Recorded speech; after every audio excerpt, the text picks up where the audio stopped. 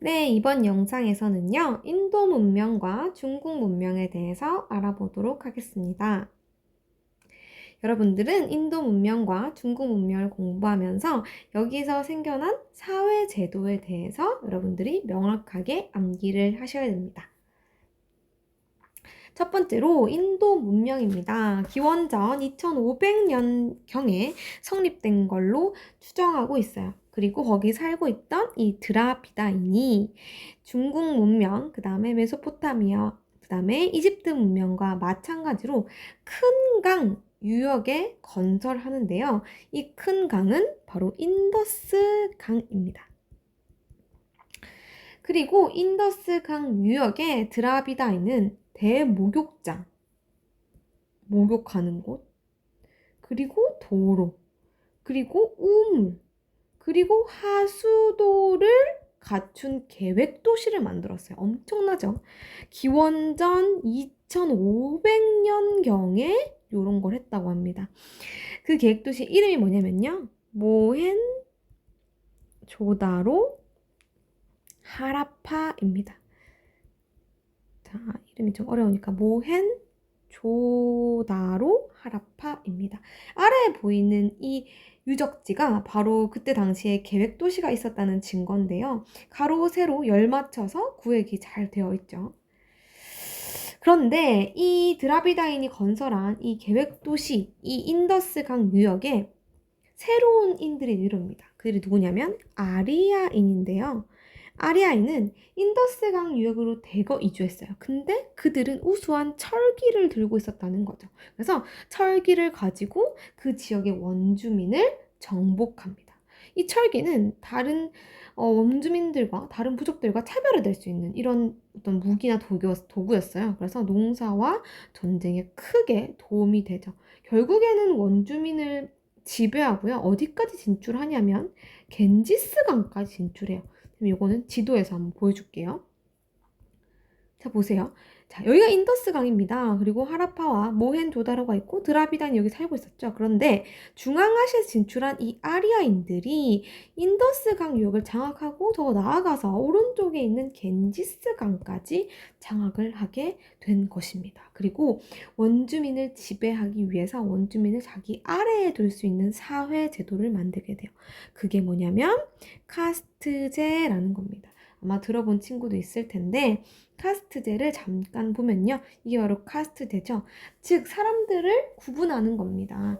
브라만, 크샤트리아는 지배층으로, 나머지는 피지배층으로 두면서 그들을 지배하는 것을 당연시 만들 수 있는 거죠. 그리고 이 브라만 같은 경우에는 브라만교라고 해서 종교가 존재하는데 이 종교를 주관하는 사제예요. 그래서 가장 큰 권력을 갖고 있었다고 볼 수 있고요. 이 브라만교에는 또 경전이 존재합니다. 베다라는 경전이 존재해요. 앞에 가서 정리해 볼게요.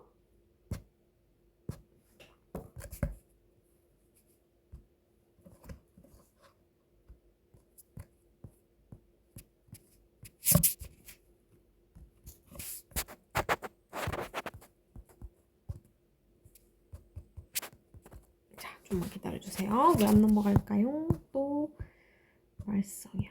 말썽. 됐어요. 브라만교라는 종교가 있었고 경전의 이름은 베다다. 그러면 베다는 무엇인가 하면 자연현상을 각각의 신으로 둔 그런 경전이에요. 그래서 자연현상을 찬미하는 그러한 찬양가라고 보면 되고요. 이 베다라는 찬양가를 통해서 브라만교를 유지했다라고 볼 수가 있겠죠.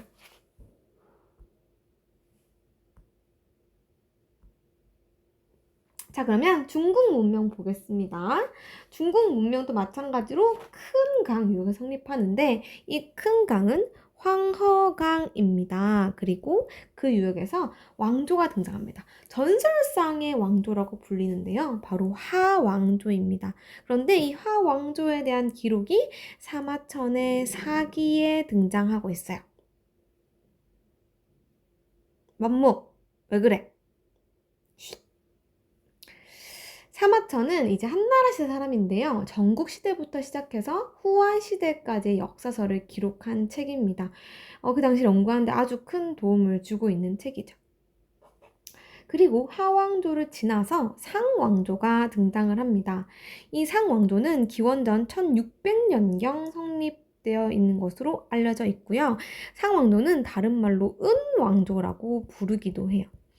이 상왕조의 특징은 뭐냐면 국가의 중요한 일을 점을 쳐서 결정을 합니다. 아직까지 지금과 같은 통치 모습을 갖추지 못하고 미숙한 모습을 보이고 있는데요. 이 상왕조는 중요한 일을 점을 쳐서 결정하고요. 그 내용을 갑골문에 기록을 했습니다. 자, 이건 뭐냐면 동물의 뼈예요. 동물의 뼈에다가 이거를 새기는 거죠. 점을 친 내용. 자, 이렇게 내가 뭔가 지배자인데 정치도 겸하고 있고 그 다음에 또 신의 이름을 빌리는 거. 이런 것들을 지난 시간에 공부했듯이 신권 정치라고 합니다. 또 상왕조의 가장 큰 특징은 뭐냐면요.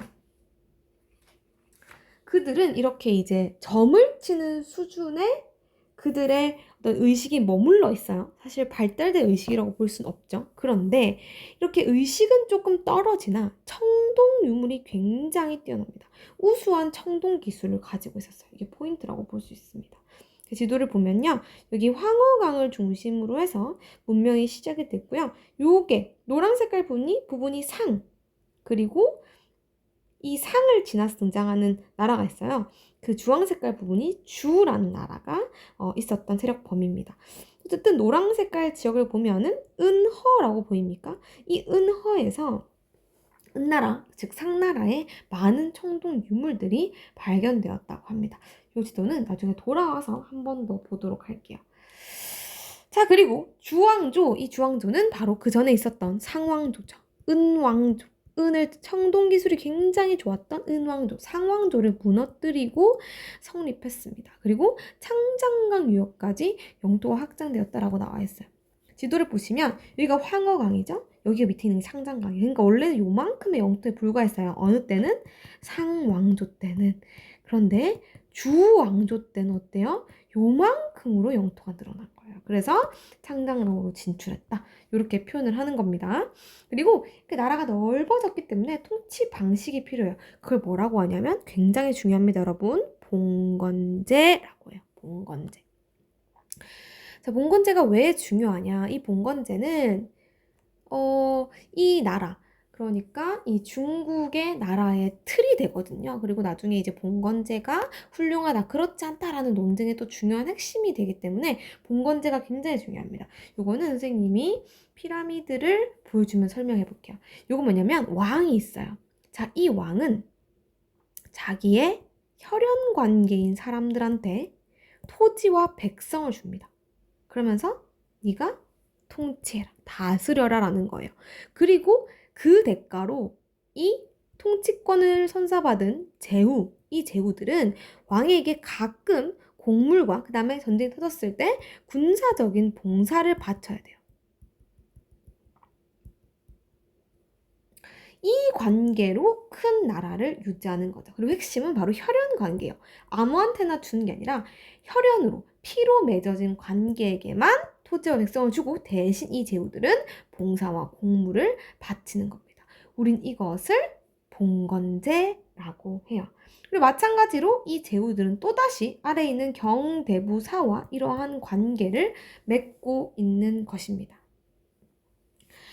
자, 그래서 이걸 봉건제라고 하는데 이 봉건은 모든 지역에 해당되는 건 아니고요. 수도 주변은 왕이 직접 다스려요. 하지만 나머지는 왕족, 혈연으로 맺어진 왕족한테 통치를 맡기는 거예요.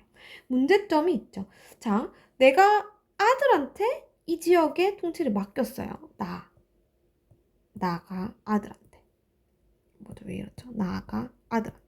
근데 이 아들이 평생 살 거란 보장이 없죠. 아들이 죽고 나면 다시 아들의 손자, 그리고 손자의 아들, 계속 이어질 거예요. 그러면 나와 이 손자의 관계는 점점 어떻게 될까요? 네, 점점 멀어질 수밖에 없어요. 멀어지면서 이 봉건제는 동요하게 되는 거죠.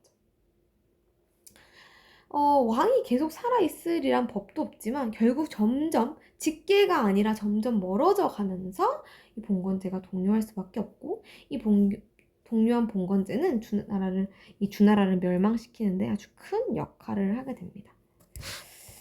네.